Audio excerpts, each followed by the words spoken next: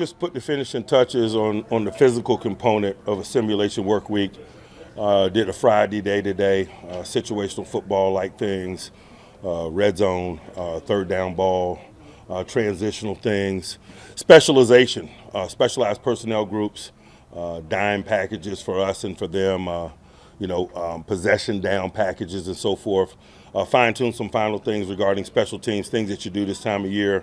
And it's really a good process for us. But again, you guys know how we define processes, man, by results. And so I'm excited about getting this group back into the stadium. Our mindset regarding this game is kind of a unique one probably because we're trying to get the best of both worlds.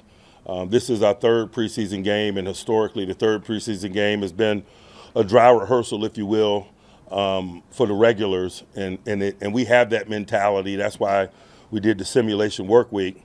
But also it has some characteristics of the old fourth preseason game because it's the last opportunity for some men to state a case for themselves, to find jobs, to define roles, to show what they're capable of. And so as we allocate time and think about participation, man, it is a complex discussion. Because of that, our mindset is to play all those that are healthy out of respect to the old third preseason game in terms of it being a dry rehearsal.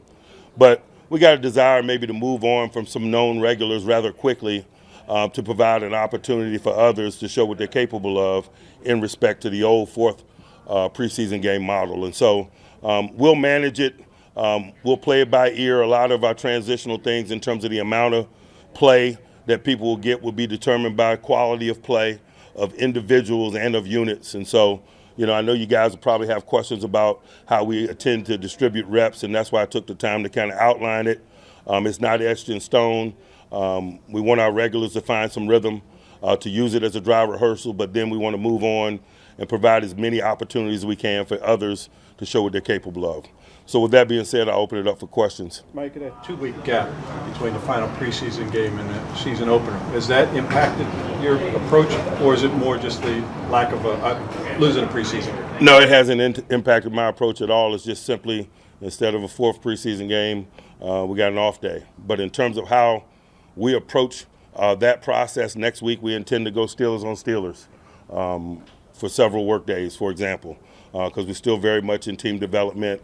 We won't turn our attention to Atlanta until it's time to do so. What do you want to see from your first-team offense? What would you like to see? Again, as I mentioned, in the mindset that it's a dry rehearsal, man, I want to see the fruit of the labor that I've seen out here on the practice field. We've had some really awesome practice days and shown really good consistency and fundamentals and splash playability, but I haven't seen it in stadium yet. So in a perfect world, I'd like to see that in the stadium before I move on to provide reps for some other guys that are trying to, get a job for themselves. Mike, will Russ start, and is there any more clarity going forward about whether he's in the pole position or the starting? Nothing's changed in terms of the positioning of those guys, and yes, he will start. Is Beanie dealing with some type of injury right now? Is he limited today? He'll be ready tomorrow or Saturday. But we did cut some of his reps in an effort to best put him in position to be ready to perform. He deals with day-to-day training camp injuries like a lot of guys out here, but particularly when you're talking about a young guy with the weight that's on the in-stadium performance, we thought it would be best to reduce his workload in an effort to see the best of him and give him an opportunity to show his best in stadium. Has he shown you enough yet, when healthy? Absolutely not. What do you want to see out of Justin in this game? I want to see him show some of the things that we've seen out here in the practice setting, much like I've talked about the offensive unit. We've had some really good days and shown a really high floor with the potential for splash plays, and so I want to see it in the stadium. You have a lot of guys on offense that are still on like the rookie contracts, only been in the NFL a year or just a couple of years. Have you seen guys in that department step up as leaders as far on the offensive side of the ball? I don't know who specifically you're talking about. Oh, I mean, just you guys like George, Pat, Najee, just guys that aren't, they aren't on veteran contracts.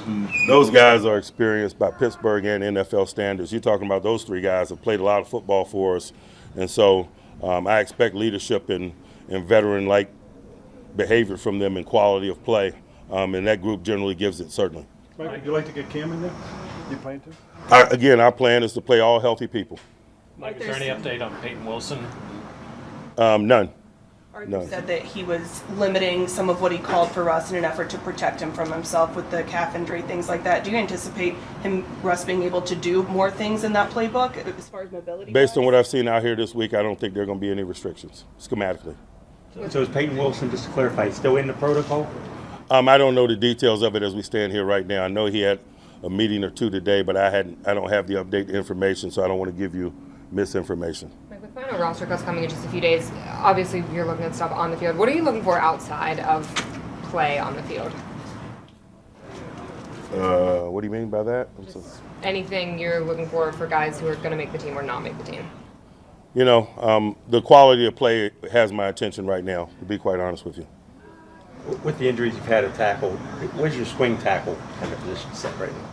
You know, I don't know that we're ready to identify that. We're not in that mode in terms of we're still at 90 trying to get to 53, and so we're not in that mode right now of how we divide up labor within a smaller group. We're just still trying to provide as many opportunities as we can for guys to sort themselves out. That's more of a scarcity of bodies discussion, and we're just not there yet. It's much like tackles that report as eligible in short yardage and so forth. We got 7 tight ends on the roster right now, so that's less of a discussion, but at some point it will be.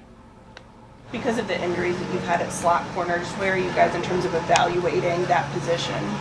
You know, it's a work in progress. You know, you go through some challenges in terms of player availability. One man's misfortune is another man's opportunity. Thomas Graham has been given a lot of opportunity because of some misfortune of others. But we have some position flexibility within our defensive backfield, so it's not a big concern as I stand here today. But again, we're not in that scarcity mindset. We're just in an opportunity mindset. And so it's really about the opportunities that guys get at this juncture. How do you like Elliott as a cover guy? Like him a lot. How about Cordarrelle as far as kickoff returns? Would you like to get him out there with these new rules before the season starts? I don't know that that's necessary. I think his resume is as extended as anybody's on the planet in that space, and I might be more apt to see those that I know less about. Again, that's a component of balancing the 3 preseason game model with the 4 preseason game model. Mike, you've gotten a lot of reps for Trice. Where have you seen him maybe grow here over the last week or so? You know, the big thing for him with each passing rep, I see him just be more comfortable in terms of trusting his health. When you come off a major injury like he has, that's a component of it as well. He's also a young guy, and so he's got some growth things, and so there's a lot of meat on that bone, and he's covering a lot of ground, but there's a lot of ground to cover. What have you seen in Broderick's maturity in responding to criticisms from past play and how he's taken on to try and improve? We don't care about criticism. That's the world we live in. We're professionals. His response to performance will be judged on his next performance. All right. Thanks, Coach. Thanks, Mike.